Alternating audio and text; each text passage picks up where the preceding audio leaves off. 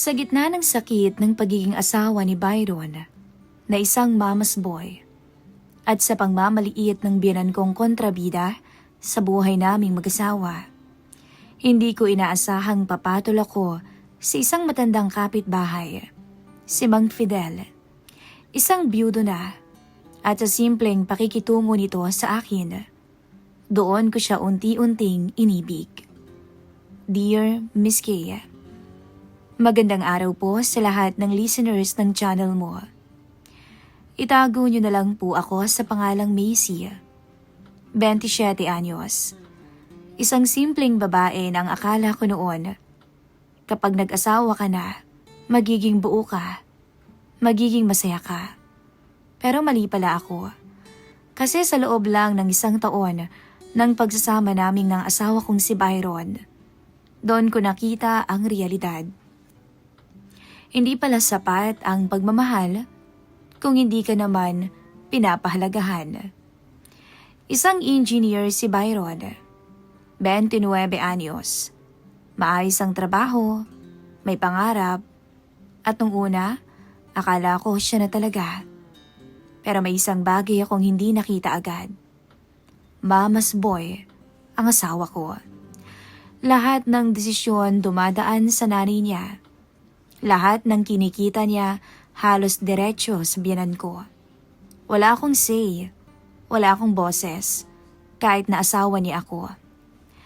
Nung una, pinapalampas ko. Iniintindi ko. Sabi ko sa sarili ko, siguro ganito lang talaga sa umpisa. Pero habang tumatagal, pakiramdam ko hindi ako asawa. Para lang akong bisita sa bahay na yon. Nakatira kami sa bahay nila na pinaayos ni Byron nung doon na kami tumira. Isang modern house na hindi naman kalakihan. Kasama ko nga doon ang biyanan ko. Isang matandang babae na mag-isa nang namumuhay. Single mom kasi siya. Siya ang nagpalaki kay Byron, kaya siguro ganun na lang ang kapit niya sa anak niya. Pero kahit ganun, hindi ko matanggap ang ugali niya sa akin. Relihiyosa siya. Laging nagsisimba, kada 6:00 ng gabi nagdadasal. Pero ang bibig, parang kutsilyo kung makasakit. Mapang mata pobre, na para bang sobrang yaman. Macy, bakit ba ganyan na naman ang luto mo? Parang hindi ka naturuan ng nanay mo. Minsan niyang sinabi habang nakasimangot. Pasensya na ho. Sagot ko na lang na pilit ng ngumiti. Ayusin mo naman. Hindi ka naman pwedeng petiks dito. Kawawa naman ang anak ko sa'yo. Buti kung may ambag ka sa inyong dalawa. Ni pagluluto, hindi mo gamay. Ano na lang ipapakain mo sa anak ko? Ganito na lang palagi. Doon ako natameme. Gusto kong sumagot pero pinili ko na lang manahimik. Kasi alam kong kahit magsalita ako, wala rin naman. Dahil sa bahay na to, akala niya yata ako ang laging mali. Simula nung tumira kami dito, tumigil na ako sa trabaho. Dahil si Byron mismo ang may gusto. Ang sabi niya, magpahinga ka na lang muna, mahal. Tulungan mo na lang si mama sa bahay para may makasama siya at para magkakilala din kayong dalawa. Pumayag ako noon kasi nga asawa ko siya. Pero hindi ko akalaing ang kapalit noon, kalayaan ko. Araw-araw gigising ako ng maaga, magluluto, maglilinis, maglalaba ng damit nilang dalawa. Parang katulong, walang pahinga. Isang gabi hindi ko na kinaya. Habang nasa kwarto kami ni Byron, kinausap ko siya. Mahal, baka naman pwede na tayong lumipat na lang. Mangupahan na lang muna tayo. May hinahon kong sabi. Napatingin siya sa akin noon. Kunot ang noo. Ano na naman bang problema, Macy? Hindi mo ba napapansin? Lagi na lang akong pinapagalitan ng nanay mo. Kahit yata anong gawin ko, mali sa kanya. Ganun talaga si mama. Matanda na intindihin mo na lang. Pero asawa mo ko, Byron. Hindi ba dapat kahit papano ipagtanggol mo naman ako? Tumahimik siya sandali. Tsaka napailing. Ikaw tong bagong salta dito. Ikaw na lang makisama sa kanya. Anya. Parang may sumaksak sa dibdib ko noon dahil sa sinabi niya. Ano? Nanginginig kong tanong. Mahal. Intindihin mo na lang si mama. Hayaan mo na. Ikaw na lang mag-adjust. Total, ikaw yung bagong dating. Hindi na ako nakasagot noon. Tumalikod na lang ako at pinigilan ang luha ko. Doon ko unang na-realize na isang mama's boy ang lalaking minahal ko. Isang araw nga, Miss Kay, sumabog na ang lahat. Maaga akong gumising para magluto ng almusal.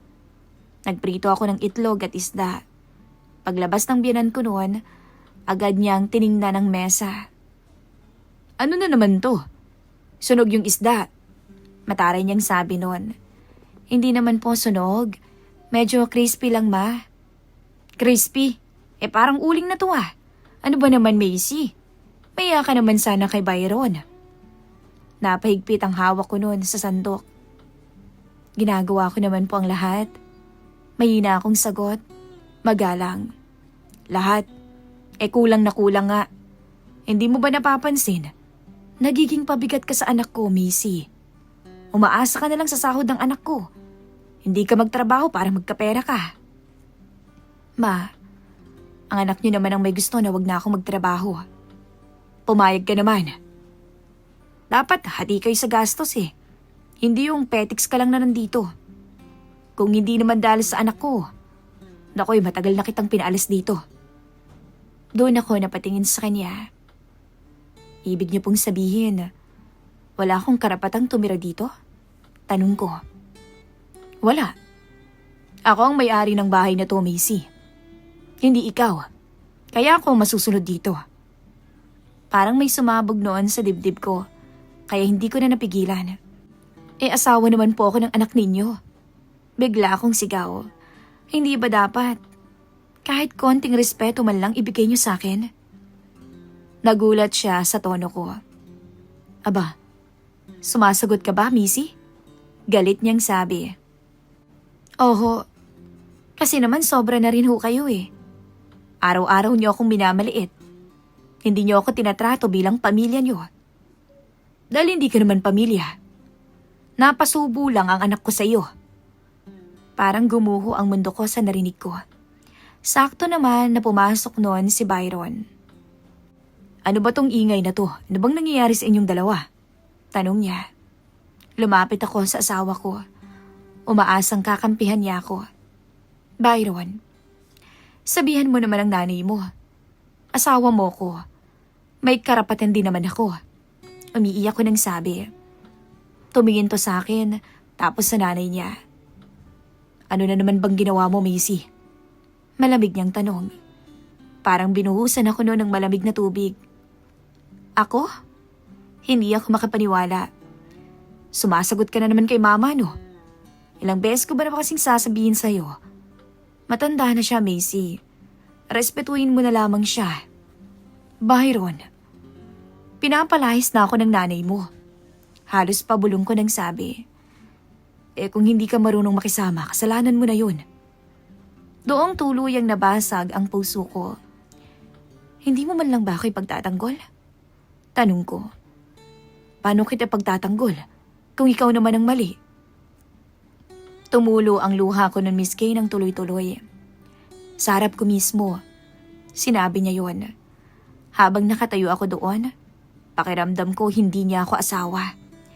Isa lang akong estranghera sa bahay na iyon. Kinagabihan ng araw na yon, akala ko hindi na ako kakausapin ni Byron. Buong gabi siyang tahimik. Nakigalang sa kabilang side ng kama. Ako naman, nakatalikod sa kanya. Pilit na pinipigilan ang pag-iyak ko. Hanggang sa maramdaman ko na lang na gumalaw siya. Mahal. Mahina niyang tawag. Hindi ako sumagot. Sorry na. Dugtong niya. Daan-daan naman akong humarap. Nagulat lang ako kanina. Hindi ko kasi in-expect na sasagot ka kay mama. Paliwanag niya. Natawa na lang ako ng mahina. Pero punong-puno ng sakit. Paano naman ako, Byron? Araw-araw na lang bang ganon? Araw-araw na lang ba akong magtitiis sa bunganga ng nanay mo? Alam ko. Kaya nga sorry na.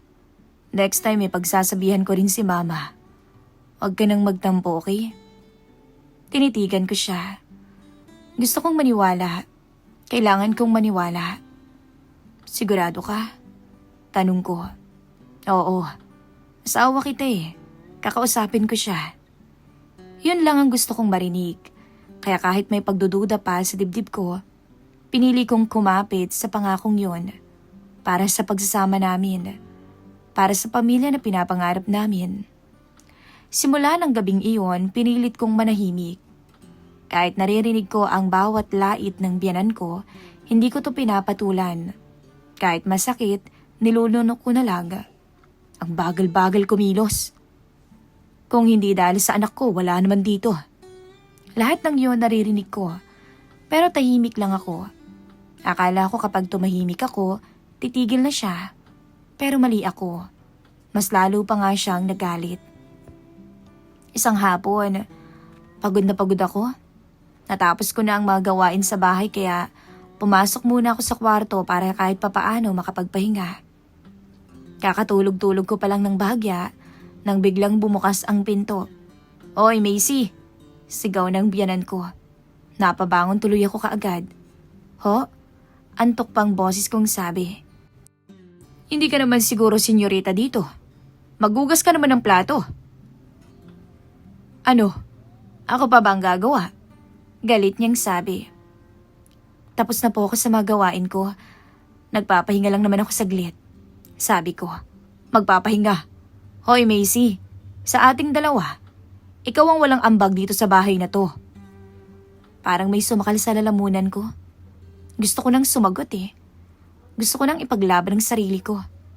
Pero naalala ko si Byron. Kaya tumango na lang ako. Sige ho. Mahina akong sagot. Lumabas ako ng kwarto at tahimik na nagugas ng pinggan. Lumipas ang ilang araw na ganun ang routine ko. Tahimik na sumusunod. Nagtitiis para sa amin ni Byron. Hanggang isang araw, tumawag ang asawa ko. Isang linggo na kasi siyang wala dahil sa trabaho. Medyo malayo kasi yung project nila. Agad kong sinagot ang tawag. Medyo may saya pa sa dibdib ko dahil namimiss ko na rin siya. Hello? Sabi ko. Macy, ano na naman bang nangyayari dyan? Bungad niya agad. Galit ang tono. Nabigla ako. Ha? Anong ibig mong sabihin? Tumawag si mama. Wala ka raw ginagawa dyan. Lagi ka daw nakahiga. Pagod na daw siya. Parang nanlumo ako. Hindi totoo yan. Araw-araw nga akong, tama naman ang away ninyo. Pagputol niya sasabihin ko na para bang nakikiusap na naman sa akin. Sundin mo na lang ang utos ni mama. Mabait naman yan Basta susundin mo lang. Sige na, ako nang nakikiusap sa'yo.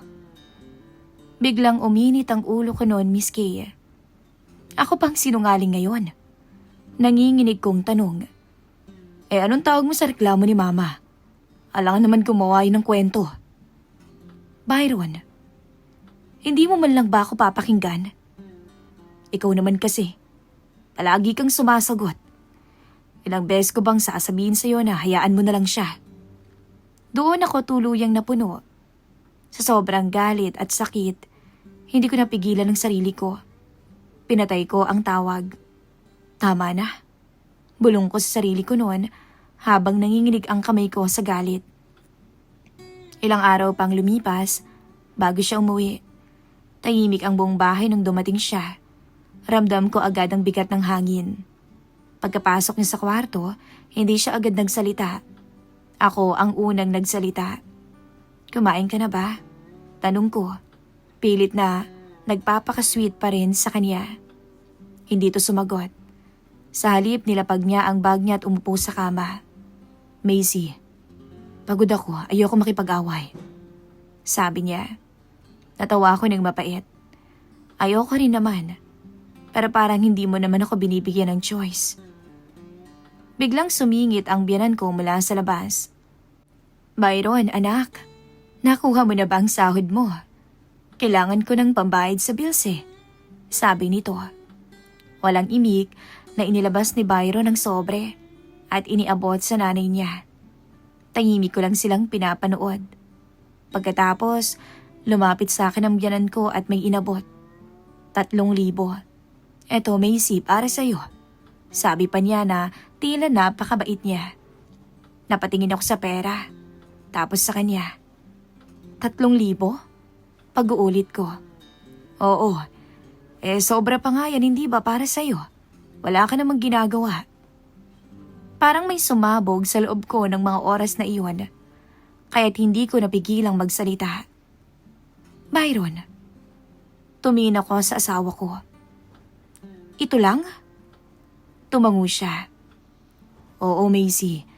Kay mama muna kasi mapupunta yung karamihan. Alam mo naman, maraming bayarin ngayong buwan. Tsaka wala ka namang pagkakagastosan, hindi ba? Alam mo, Byron, sana naging katulong mo na lang ako. Nagsimula nang tumaas ang boses ko.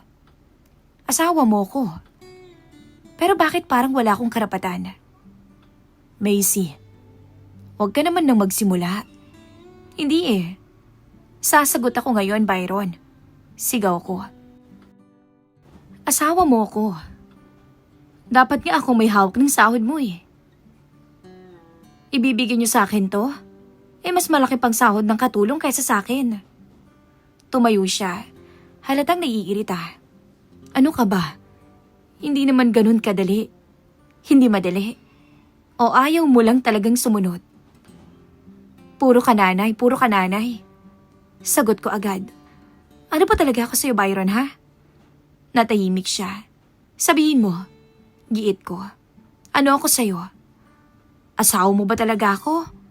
O ekstrang dyan sa buhay mo? Macy, sumusobra ka na. Malamig niyang sabi. Hindi pa nga, Byron eh. Umiiyak na ako. Kasi kung asawa mo ko, bakit hindi mo ako kayang panindigan? Pinaninindigan kita. Talaga? Natawa ko. Bakit hindi mo ako kayang ipagtanggol sa nanay mo? Wala siyang masagot. Sabihin mo nga, sa bahay na to, sino ba talagang asawa mo? Tanong ko, halos pabulong pero punong-puno ng sakit. Ako ba? O ang nanay mo? Hindi siya agad sumagot. At yung katahimikan na yon, yun na mismo ang sagot. Napaatras ako. Gets ko na. May ina akong sabi. Kahit na anong gawin ko, ang nanay mo pa rin ang pipiliin mo. Ano nga bang aasahan ko sa'yo? Ano bang aasahan ko sa mamas boy na tulad mo? Wala pa rin siyang masabi. At sa pagkakataong yun, Miss Kay, mas malinaw pa sa kahit anong salita ang katotohanan. Sa relasyon naming dalawa, hindi ako ang prioridad niya. At habang hawak ko yung 3,000 sa kamay ko, doon ko tuluyang naramdaman, hindi lang ako maliit sa paningin ng biyanan ko. Kahit sa asawa ko, halos wala rin akong halaga. Ilang araw ang lumipas matapos ang huling away namin ni Byron. Umalis din siya kinaumagahan noon. Ayaw ko rin talaga siyang makita. Nasa trabaho siya gaya ng dati. Ako, naiwan ulit sa bahay kasamang biyanan kong parang araw-araw may hinahanap na mali sa akin. Akala ko sanay na ako. Pero may hangganan din pala ang lahat. Isang umaga, hindi pa ako tapos maglinis ng kusina nang bigla na naman siyang magsimula. Napakabagal mo talagang kumilos. Hanggang ngayon di ka pa rin tapos. Mataray niyang sabi. Huminga ako ng malalim. Pinili kong huwag sumagot. Pero hindi siya tumigil.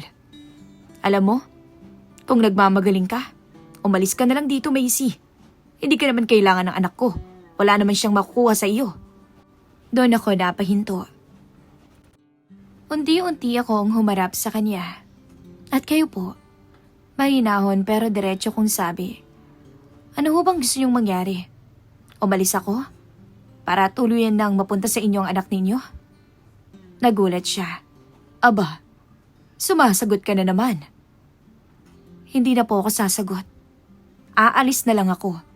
Kung ayaw niyo sa akin, isaksak niyo sa inyo yung anak ninyo. Walang magtatagal na babae sa anak mo kung may pakialamerang biyanang katulad mo. Natahimik ang sumunod na segundo. Kitang-kita ang gigil sa mukha niya. At ako, desidido na. Sa ayaw at sa gusto ni Byron, aalis na ako. Bitbit ko lang ang ilang damit at kaunting ipon ko, lumabas ako ng bahay na iyon na para bang hindi ko nalilingunin pa kahit kailan. Naalala ko ang kapitbahay namin, si Mang Fidel. Ilang layo lang ang pagitan sa bahay ng biyanan ko. 46 anyos na lalaki. Kumatok ako sa gate niya. Pagkalabas niya, nagulat siya nang makita niya ako. "Macy, anong nangyari?" tanong niya. Napayuko ako. "Mang Fidel, may bakante pa po sa paupahan niyo, hindi ba?" sabi ko. Sandali siyang natahimik, tsaka tumango. "Meron, bakit? Pwede po bang makiusap? Baka pwedeng 1 buwan lang munang ipambayad ko. Maghahanap pa po kasi ako ng trabaho eh." Tiningnan niya ako na para bang binabasa ang sitwasyon ko. "O siya, sige, pumasok ka na muna," sabi niya. Sa halagang 2,500, binigay niya sa akin ang maliit na silid. Hindi man yon kalakihan, pero sa unang pagkakataon pakiramdam ko, malayang malaya ako. Malayo sa biyanan ko. Kinagabihan, tumawag si Byron. Tinitigan ko muna yung screen bago ko sinagot. "Ano na naman ba to, Macy?" Bunga niya kaagad. "Nag-iinarte ka na naman." Napapikit ako sandali. "Hindi ako nag-iinarte, Byron. Umalis na ako." "Alam ko, sinabi ni Mama. Ano bang problema mo?" "Wala, Byron. Wala na." Malamig kong sagot. "Pagod na ako. Kaya nga umalis na ako, di ba?" "Umuwi ka na. Huwag mo nang palakihin tong gulong to." Noon ay napahigpit ang pagkakahawak ko sa phone ko. "Hindi ako uuwi."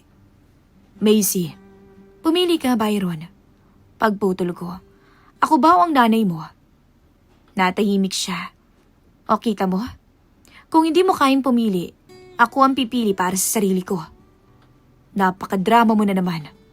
"Ayoko na, Byron." Tuluyan ko nang sinabi. "Kung hindi mo kayang panindigan ang pagiging asawa mo sa akin, edi doon ka sa nanay mo." Hindi na siya nakasagot. Maghiwalay na lang tayong dalawa. Total wala pa naman tayong anak. At doon ko pinatay ang tawag. Ilang araw ang lumipas, wala siyang paramdam. Wala ring text, walang kahit na ano. At doon ko tuluyang na-realize. Wala siyang balak habulin ako. Wala siyang balak na piliin ako. Habang ako, sa paglipas ng araw, marami akong naririnig ng mga chismis ng biyanan ko sa mga kapitbahayan. Naku, pera lang naman ang habol sa anak ko niyan. Dati masasaktan pa ako eh. Pero ngayon, parang wala na. Parang wala na lang akong maramdaman. Makapag-ipon lang ako, uuwi na ako ng probinsya namin. Ayoko lang talagang humingi ng pera kila nanay. Mahirap na nga ang buhay nila sa summer, dadagdag pa ako. Si Mang Fidel ang tumulong sa akin para makapagsimula ulit. "Macy, alam mo ba yung tindahan ko sa bayan?" sabi niya isang umaga. "Oho, Mang Fidel. Bakit ho?" "Naku Fidel na lang ang tawag sa akin. Bata pa naman ako, hindi ba?" Natawa ko. Sige ho, Mang Fidel, ay Fidel." "Kailangan ko ng kahera. Gusto mo ba?" Parang nabuhay na ko bigla. "Oo naman. Naku kahit ano ho gagawin ko. Basta magkapera lang." At doon nagsimula ang bagong yugto ng buhay ko. Pumapasok ako sa tindahan niya. Medyo may kalakihan din yung tindahan niya, malapit sa palengke. Unti-unti, nagkaroon naman ako kahit papano ng sariling kita. Hindi man kalakihan, pero sapat para masuportahan ko ang sarili ko. Masaya ako, at higit sa lahat, wala nang naninira sa akin sa pagkatao ko. Solo ko pa ang bahay at walang pakialamerang biyanan. Minsan nga, dumaan yung biyanan ko sa tindahan, kunwari bibili, pero halatang nagpapapansin lang. "Nandito ka pala," sabi niya na paikot-ikot ang tingin. Hindi ko siya pinansin. Nagbilang lang ako ng sukli. "Magkano ba to?" tanong niya. Sinagot ko lang siya ng maayos, walang emosyon. Pagkaalis niya, napabuntong hininga na lang ako. Sa paglipas ng mga araw, mas nakilala ko si Fidel. Mabait siya, tahimik na lalaki, mahinahon kapag nagsasalita. Isang gabi, habang nakaupo kami sa labas ng apartment ko, nagkakwentuhan kaming dalawa. Ano bang nangyari sa inyong mag-asawa? Tanong niya. Hindi ko alam kung bakit pero bigla akong naging bukas sa kanya. Kinuwento ko ang lahat. Ang mga sigawan, yung mga panlalait ng biyanan ko, yung pananahimik ko, at yung hindi pagtatanggol sa akin ng asawa ko. At nung pinili ko na lamang lumayo para sa ikatatahimik ng lahat. Nakikinig lang siya sa akin hanggang sa matapos ako. Kapag talagang asawa na o kapag talaga nag-asawa ka na, kailangan talaga magkaroon kayo ng sarili niyong bahay. Dahil sa iisang bahay, hindi talaga pwede na dalawa ang reyna. Yun ang sinabi niya. Madalas talagang problema ng mag-asawa niyan. Ganun talaga. Pero si Byron, hindi ko akalain magiging ganun ang batang yan. Marami pa kaming napagkwentuhan ni Fidel. At dun ko nga nalaman na biyudo na nga siya matagal na. At ang mga anak niya, nasa Maynila ang isa at nasa Pangasinan naman ang isa dahil may kanya-kanya na ring pamilya at buhay. Simula noon, mas naging malapit kaming dalawa. Kapag tinititigan niya ako, hindi ko maiwasang mailag. Napapangiti pa nga ako minsan kasi may kakaiba sa tingin niya. Hindi naman bastos pero ewan ko ba? Basta namumula yung pisngi ko at naiilang talaga ako. Isang araw, habang nasa tindahan niya ako, biglang may pumasok. Pagtingin ko si Byron. Biglang nanlamig ang buong katawan ko noon. Lumapit siya sa may counter. Macy, umuwi ka na. Sabi niya na parang walang nangyari. Tinitigan ko siya. Uuwi lang ako kapag kaya mo nang magkaroon ng sariling buhay, Byron. Napakunot ang noo niya. Ano ba kasing inaarte-arte mo? Nanay ko yun. Siya ang kasama ko noon pa. Napangiti ako ng mapait. Uy, yun naman pala eh. Ay di doon ka sa nanay mo. Biglang sumabat ang biyanan ko na nasa likod niya pala. Hoy, Macy. Abay napakataas yata ng ihi mo ah. Wala ka namang ipagmamalaki. Humarap ako sa kanya. At ikaw, ano bang ipagmamalaki mo? Nagulat siya. Na ang anak mo, maamas boy? Tuloy ko, engineer nga siya. Pero wala namang kakayang magdesisyon para sa sarili niyang buhay. Macy, tama na. Sabat ni Byron. Tama na talaga. Kasi simula ngayon, Byron, huwag niyo na akong guluhin. Bahala na kayong dalawa. Tumingin ako sa biran ko. At kayo, solohin niyo ang sahod ng anak ninyo. Total kayo naman ang may kontrol sa kanya, hindi ba? Tapos kay Byron. At ikaw, sa susunod huwag kang mag-aasawa kung hindi mo kayang panindigan. Napailing ako. Sa totoo lang, Byron, nakakaawa ka. Nakakahiya ka. Ikaw ang lalaki, pero wala kang sariling desisyon. Puro ka mama. Tahimik silang dalawa at walang makasagot. At sa pagkakataong yon, hinila siya ng nanay niya, palabas ng tindahan. Hindi ko na sila tiningnan pa. Doon ko na tuluyang tinapos ang relasyon naming dalawa. Hindi dahil naubos ang pagmamahal ko, kundi dahil natutunan ko ng mahalin ang sarili ko. Lumipas ang mga araw, pati na ang buwan. Sa loob ng panahon na iyon, tuluyan na kaming nawalan ng komunikasyon ni Byron. Wala nang tawag, wala nang message. Para bang bigla na lang kaming naging estranghero sa isa't isa. Hanggang sa isang araw, may narinig akong balita mula sa mga kapitbahay. May bago raw babae si Byron. Dinala pa nga raw sa bahay nila. Napahinto ako sandali. Akala ko masasaktan ako. Akala ko may mararamdaman pa akong galit o selos. Pero sa totoo lang, Miss Kay, wala.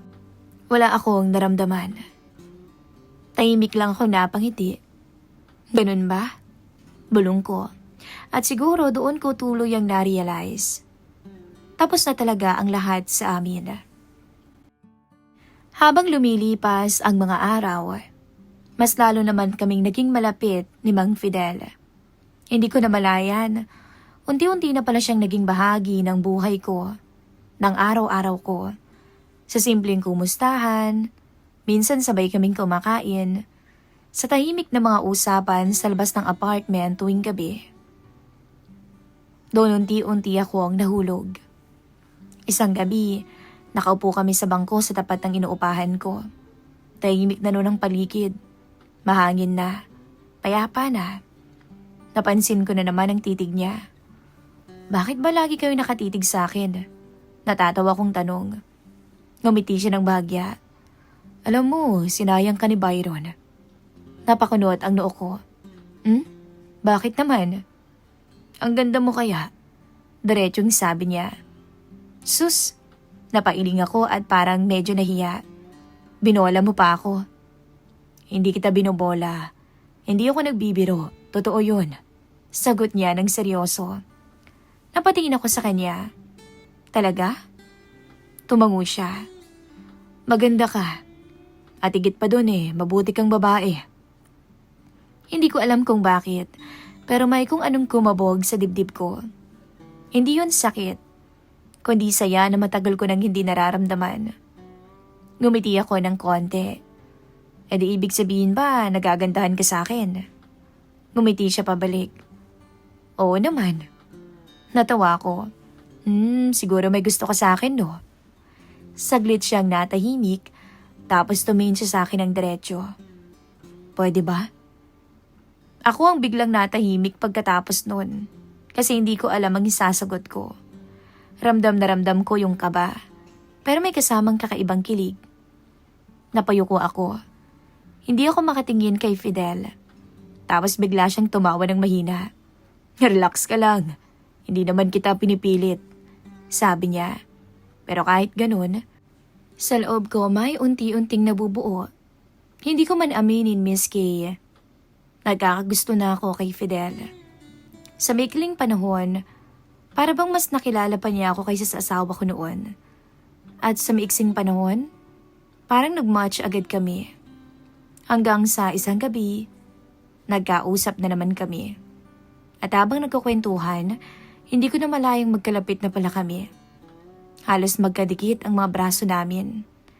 At sa simpleng dikit na iyon, may kakaibang init akong naramdaman. Napatingin ako sa kanya. Ganon din siya. Tapos nagkatitigan kaming dalawa. Hindi ko maipaliwanag pero parang may humihila sa akin papalapit sa kanya. Biyudo ka, diba? May ina akong tanong. Ako rin, hiwalay na. Dagdag ko pa na nakangiti. Sandali kaming natahimik. Baka naman, hindi ko na natuloy ang sasabihin ko. Nang mapalunok ako. Kasi dahan-dahan niyang inilapit ang labi niya sa akin. At hindi ako umiwas. Hindi ko rin siya pinigilan. At nang maramdaman ko na ang paglapat niya, doon ko tuloy ang tinanggap ang katotohanan. Handa akong ibigay ang sarili ko sa kanya. At sa gabing iyon, tuluyan akong bumigay. Hindi dahil mahina ako, kundi dahil sa unang pagkakataon, naramdaman kong may taong tumingin sa akin ng may halaga. At sa totoo lang, Miss Kay, habang may nangyayari sa amin ni Fidel, masaya ako. Hindi ko nga alam kung bakit Pero ibang-iba siya kay Byron, na walang ka-sweet-sweet sa katawan. Walang lambing, laging mama. Pag may nangyayari sa aming dalawa, baka marinig tayo ni mama. Baka magalit siya. Huwag ka kasing maingay. Pero nung may nangyayari sa amin ni Fidel, doon ako napasigaw ng bongga. Kinabukasan, nagising ako, nakatabi siya. Medyo mataas na ang sikat ng araw. Uy, Fidel, gumising ka na. Mainang sabi ko habang tinutulak siya ng bahagya. Late na hindi pa bukas yung tindahan mo. Ngumiti siya. Tapos bigla akong niyakap. Ayos lang, magsara muna tayo ngayong araw. Sagot niya. Natawa ako ng mahina. Hindi ko alam kung bakit. Pero sa simpleng yakap na yon, kinikilig ako. Yung pakiramdam na akala ko hindi ko na mararanasan ulit. At sa araw ding yon, mas talo kaming naging malapit. Buong araw yata, may nangyari sa aming dalawa. Lihim pa ang lahat, Miss Kay. Kaming dalawa lang ang nakakaalam. Pero sa sarili ko, alam kong gusto ko si Fidel. Hindi dahil perpekto siya, kundi dahil iba siya. Ibang-iba siya. At kahit anong chismis pang sabihin ng biyenan ko, wala na akong pakialam. Kahit ano pang ipagkalat niya, wala na. Minsan nga nag-message si Byron. Sabi niya, sana di ka nahihirapan dyan. Dahil sa taas ng pride mo, Macy. Pakikisamahan mo lang sana si Mama. Wala sanang naging problema. Tinitikan ko lang yung message niya. Walang galit. Hindi ako nalungkot.